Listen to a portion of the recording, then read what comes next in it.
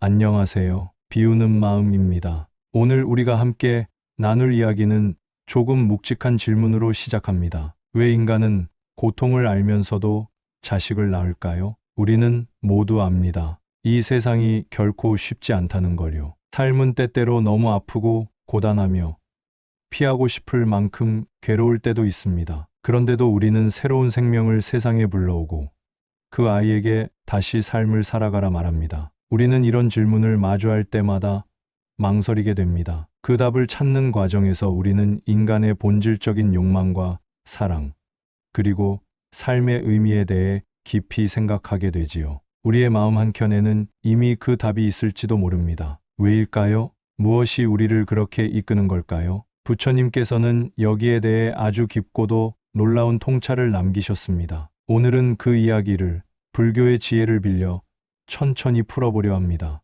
어떤 이는 말합니다. 자식은 인생의 가장 소중한 선물이라고들 말합니다. 그것은 우리의 삶에 새로운 의미를 부여하고 존재의 깊은 이유가 되며 인간이 경험할 수 있는 가장 순수하고 무조건적인 사랑의 표현이라고들 하지요. 하지만 동시에 자식은 우리에게 가장 큰 걱정거리이기도 합니다. 우리는 늘 아이의 안전과 행복을 염려합니다. 그 작은 생명이 겪을 수 있는 모든 고통과 시련을 미리 걱정하며 밤잠을 설치기도 하지요. 그러나 불교는 이러한 마음의 이면을 한 번 더 세심하게 들여다봅니다. 우리의 내면 깊숙한 곳에서 울리는 목소리에 더욱 주의 깊게 귀를 기울이고자 하는 것이지요. 그리고 마침내 그 마음 안에서 발견하게 됩니다. 애라는 인간의 가장 근원적인 감정이 자리 잡고 있음을, 사랑이라는 이름의 집착, 소유욕, 그리고 욕망이요. 내 피를 이어받은 존재가 있다는 것, 나의 존재가 이 세상에 남아있다는 것, 그것은 때로는 자기 존재의 공허함을 메우려는 무의식일 수 있습니다. 죽음을 향해 가는 삶 속에서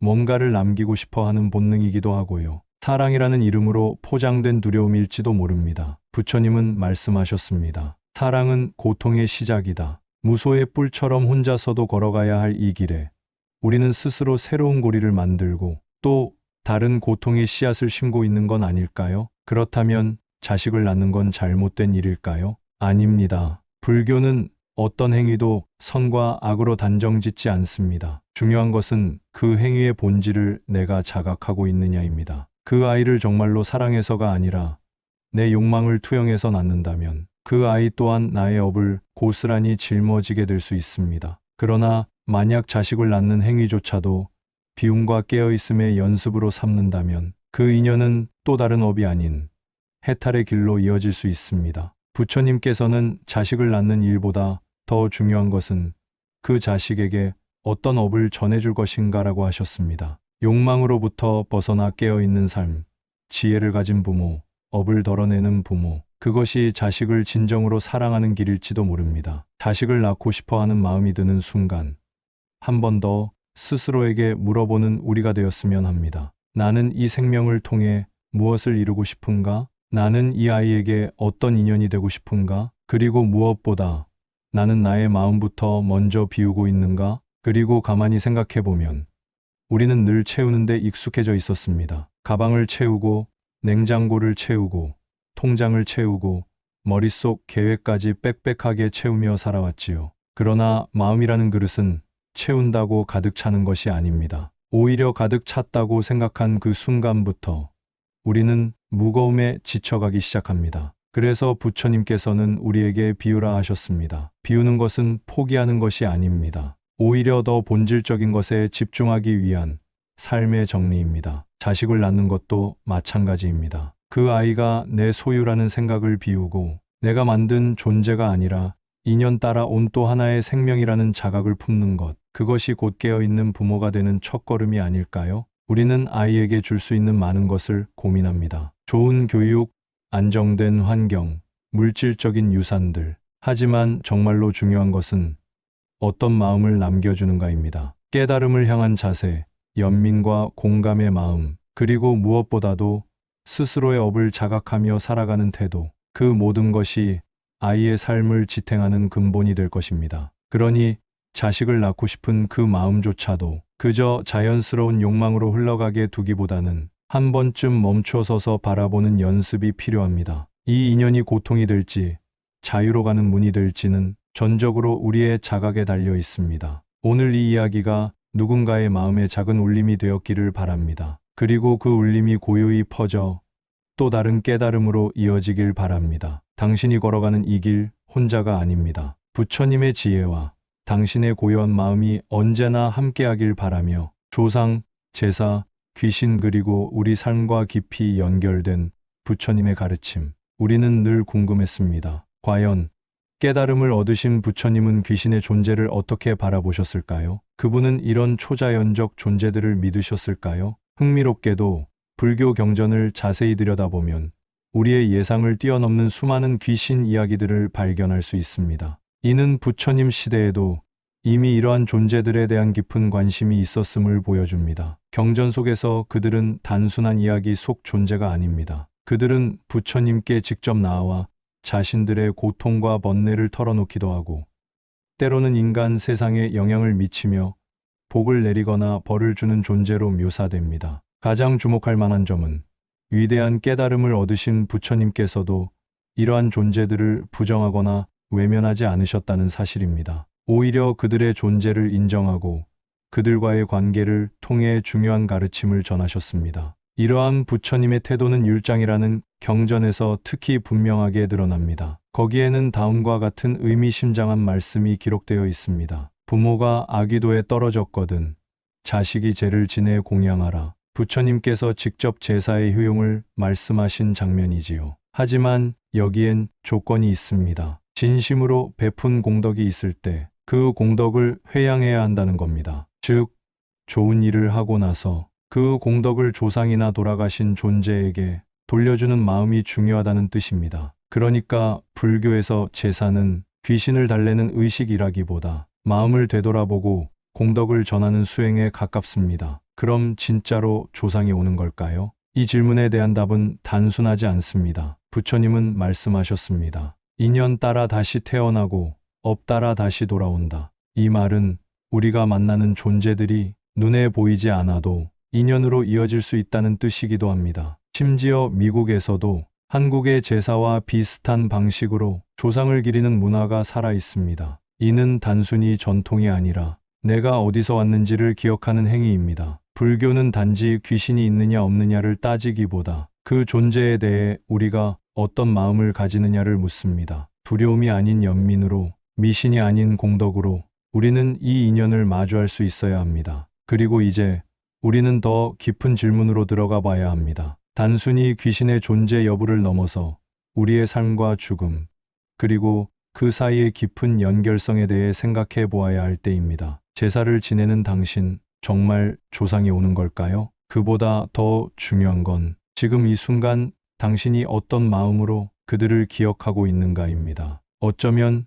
조상은 온다기보다 이미 우리 안에 머무르고 있는지도 모릅니다. 당신의 얼굴에 남아있는 그 이목구비, 습관처럼 튀어나오는 말투, 익숙한 음식 냄새의 순간 울컥하는 마음, 그 모든 것이 조상과 내가 지금도 연결되어 있다는 조용한 증거가 아닐까요? 불교에서는 아레야식이라는 매우 심오한 개념이 있습니다. 이는 우리의 의식 체계에서 가장 깊은 곳에 자리 잡고 있는 것으로 표면적인 의식 활동을 넘어선 8번째 의식을 말합니다. 7번째까지의 의식을 모두 포함하면서도 그것을 넘어선 우리 존재의 가장 근원적인 무의식의 저장소입니다. 이 아레야식이라는 깊은 의식의 창고에는 놀랍게도 우리가 살아오면서 겪은 모든 경험과 기억들이 담겨 있습니다. 뿐만 아니라 인류가 축적해온 모든 업의 기록들, 세대를 거쳐 이어져 온 수많은 인연들, 그리고 우리의 조상들이 남긴 미묘한 흔적까지도 고스란히 보관되어 있다고 불교에서는 설명합니다. 그러니 조상은 단지 어디선가 온다가 아니라 항상 함께 있다는 말이 더 어울릴지도 모릅니다. 우리가 제사를 지내고 묵념을 하고 잠시 조용히 눈을 감는 그 순간들, 그건 그들을 불러오는 의식이 아니라 내 마음속 깊은 인연을 다시 느끼는 연습입니다. 부처님께서는 이런 말씀도 하셨습니다. 과거는 흘러간 것이 아니라 업으로서 현재를 이루고 있다. 그렇기에 우리가 지금 어떤 마음을 갖는지가 중요합니다. 조상을 그리워하며 음식을 차리는 그 손끝에 감사와 공경이 담겨 있다면 그건 곧 하나의 수행이 됩니다. 더구나 우리가 조상을 기억하고 공경하는 마음은 단순한 추억이나 의무가 아닌 깊은 영적 수행이 될 수 있습니다. 그것은 우리의 뿌리를 이해하고 현재의 우리를 더 깊이 들여다보는 기회가 됩니다. 이러한 마음가짐으로 제사를 지낼 때 그것은 진정한 불교적 수행이 되는 것입니다. 누군가는 말합니다. 귀신은 없고 제사는 미신이라고. 누군가는 귀신 이야기를 들으면 웃음으로 일축하려 합니다. 과학적 사고만이 진리라 믿으며 보이지 않는 것들의 가치를 부정하기도 합니다. 그러나 불교는 이렇게 되묻습니다. 그 말 속에 연민이 있느냐고, 그 부정 속에 존중이 있느냐고. 보이지 않는 것을 믿는다는 건 어쩌면 가장 고요한 방식으로 사랑을 표현하는 일일지도 모릅니다. 그래서 우리는 종종 깨닫습니다. 귀신과 조상에 대한 이야기가 단순한 미신이나 두려움이 아닌 우리 삶의 깊은 지혜였다는 것을. 오늘 하루 당신 곁에 여전히 머무르고 있을 그 인연들을 조용히 떠올려 보시길 바랍니다. 두려움이 아닌 연민으로, 공포가 아닌 감사로 우리는 그들과 다시 연결될 수 있습니다. 불교에는 천국이 없다고 하던데 그게 정말일까요? 우리는 흔히 종교에서 죽음 이후의 세계, 천국과 지옥을 이야기합니다. 착하게 살면 천국에 가고 악하게 살면 지옥에 떨어진다는 말 익숙하지요. 그런데 불교는 조금 다릅니다. 불교는 천국이라는 단어보다는 천상계 혹은 극락세계라는 표현을 씁니다. 그리고 그것은 우리가 흔히 떠올리는 영원히 행복한 곳과는 조금 결이 다릅니다. 오늘은 불교에서 말하는 천국의 개념, 그리고 왜 부처님께서 천국을 추구하는 삶을 권하지 않으셨는지 그 깊은 뜻을 함께 나누어 보려 합니다. 불교에서는 인간이 죽은 뒤 다시 태어나는 6가지 길이 있다고 말합니다. 이것을 육도윤회라고 합니다. 지옥, 악귀, 축생, 아수라, 인간, 천상. 이 6세계를 돌고 도는 것이 윤회입니다. 이 중 천상계는 우리가 흔히 말하는 천국에 해당합니다. 즉, 착한 삶을 살고 큰 공덕을 쌓은 이들은 천상이라는 세계에 태어나게 됩니다. 그곳에서는 고통이 없고 긴 시간 동안 행복과 즐거움이 지속되지요. 그러나 중요한 사실이 있습니다. 천상계조차도 윤회의 영역이라는 것입니다. 아무리 오래 머물러도 결국엔 다시 떨어지고 다시 태어나야 하는 윤회에서 벗어나지 못합니다. 불교가 천국을 궁극적인 목표로 삼지 않는 이유가 바로 여기에 있습니다. 부처님께서는 수행자들에게 천상계에 집착하지 말라고 하셨습니다. 수타니파타에서 부처님은 이렇게 말씀하십니다. 천상계에 태어나길 바라며 선행을 행하면 그 결과로 그곳에 갈 수는 있으나 그 또한 사라지고 많은 허망한 것이다. 우리가 생각하는 천국이라는 개념은 불교에서는 잠시 머무는 고운 꿈에 불과합니다. 영원한 평화, 절대적인 안식처는 아니라는 것이지요. 부처님께서 추구하신 길은 해탈, 즉 윤회에서 완전히 벗어나는 길이었습니다. 그 어떤 세계에도 얽매이지 않는 자유, 그것이야말로 부처님이 말씀하신 진짜 행복의 세계였습니다. 하지만 불교 안에도 천국과 유사한 개념은 존재합니다. 바로 극락입니다. 극락은 아미타불의 서원에 의해 존재하는 세계로 서방정토라 불리기도 합니다. 무량수경에 따르면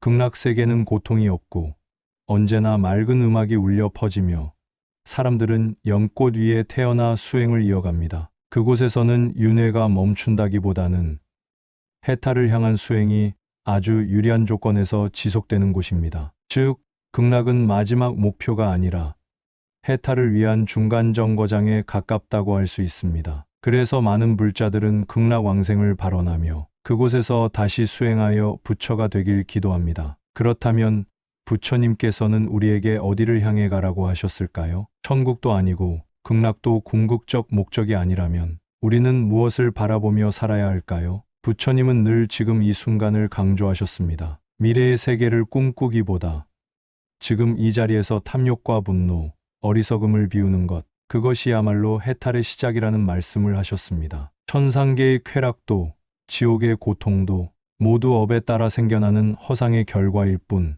우리 마음이 그 모든 것을 만들어낸다고 하셨습니다. 법구경에는 이렇게 나옵니다. 모든 것은 마음에서 비롯된다. 마음이 청정하면 그에 따라 청정한 세상이 이루어진다. 결국 우리가 도달해야 할 천국은 어디 멀리 있는 세계가 아니라 지금 이 순간 깨어있는 마음 그 자체입니다. 불교에서 말하는 해탈은 단순히 죽은 뒤 좋은 곳에 가는 것이 아닙니다. 해탈은 고통과 번뇌로부터의 자유, 집착과 욕망에서 벗어난 평온한 상태입니다. 그것은 특정한 장소가 아니라 깨달은 존재의 상태를 말합니다. 즉, 천국은 장소가 아니라 마음입니다. 욕망이 사라진 자리에 찾아오는 맑은 고요. 그것이 해탈이며 그것이 불교에서 말하는 진짜 평화입니다. 부처님께서는 그 길을 향해 걸으라고 하셨습니다. 남이 만든 세계를 꿈꾸는 것이 아니라 스스로 마음을 정화하여 이 자리에서 완전한 자유를 얻으라고 하셨습니다. 우리는 종종 죽음 이유를 궁금해합니다. 죽고 나면 천국에 갈 수 있을까? 좋은 곳에서 편히 쉴 수 있을까? 하지만 불교는 이렇게 말합니다. 당신이 지금 깨어 있다면 이미 천국에 와 있는 것입니다. 지금 이 순간의 말 한마디, 생각 하나, 그 마음의 빛이 당신의 세계를 만들어냅니다. 극락도, 천상도, 해탈도 결국 그 문은 바로 여기에서 열립니다. 천국은 멀리 있지 않습니다. 그것은 마음의 거리에 달려 있습니다. 오늘 하루 당신의 마음이 조금 더 평화롭다면 그것이 바로 천국의 시작입니다. 여기는 비우는 마음입니다. 고요한 하루 함께 해주셔서 감사합니다.